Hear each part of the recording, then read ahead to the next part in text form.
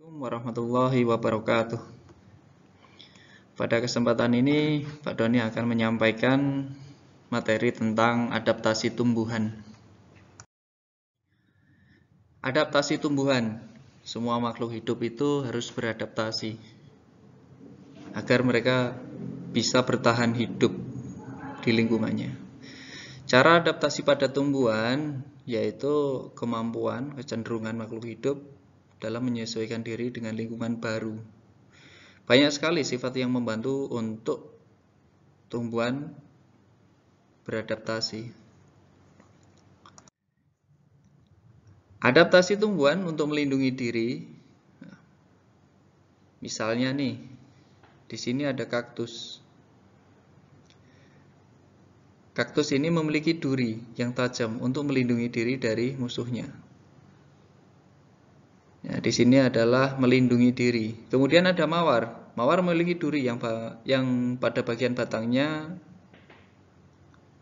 tumbuh duri.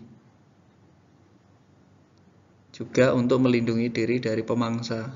Kemudian ada durian. Kalau durian ini cenderung pada buahnya, pada kulit buahnya.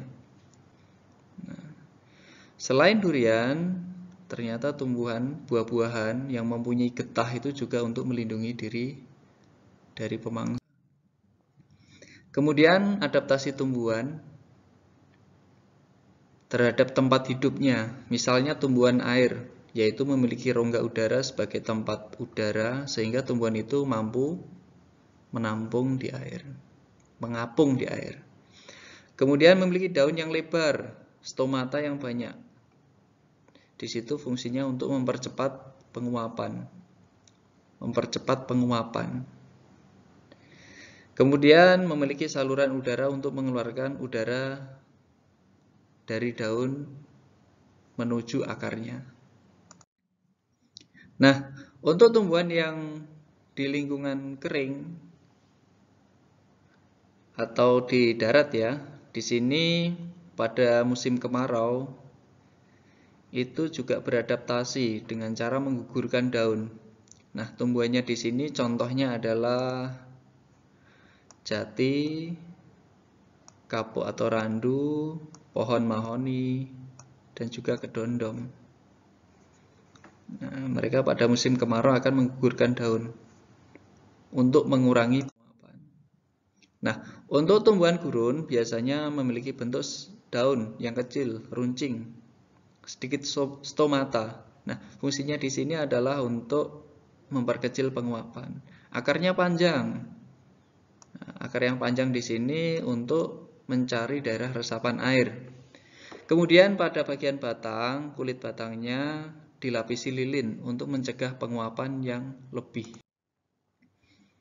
Nah, untuk memperoleh makanan, tumbuhan tertentu juga beradaptasi. Misalnya di sini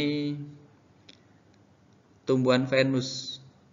Tumbuhan Venus itu mencari makanan, memangsa serangga, biasanya lalat, yaitu untuk memenuhi kebutuhan nitrogen. Selain Venus ada juga kantong semar. Nah, tumbuhan tersebut disebut dengan tumbuhan insektivora. Kemudian untuk tumbuhan di air, contohnya teratai, adaptasinya daunnya lebar, tipis, mempercepat penguapan, akarnya panjang. Kemudian tumbuhan putri malu, dia akan mengatupkan daunnya. Tumbuhan putri malu mempunyai ciri khusus pada daunnya tersebut. Apabila kita sentuh, dia akan menutup. Hal ini menunjukkan bahwa putri malu tersebut beradaptasi terhadap rangsang sentuhan. Kemudian kaktus. Kaktus merupakan tanaman yang hidup di daerah gurun. Ya, seperti yang Pak Doni katakan tadi, dia memiliki duri untuk memperkecil penguapan, batangnya dilapisi lilin, memperkecil penguapan juga, kemudian akarnya panjang untuk mencari daerah resapan air. Kantong semar sudah Pak Doni sampaikan tadi, memiliki kantong di mana di samping di atas seperti kantong nah yang seperti Pak Doni tunjukkan di sini, apabila ada serangga yang menempel di atasnya di sini, dia akan masuk ke dalam kantong dan akan dicerna oleh cairan. Diambil nitrogennya.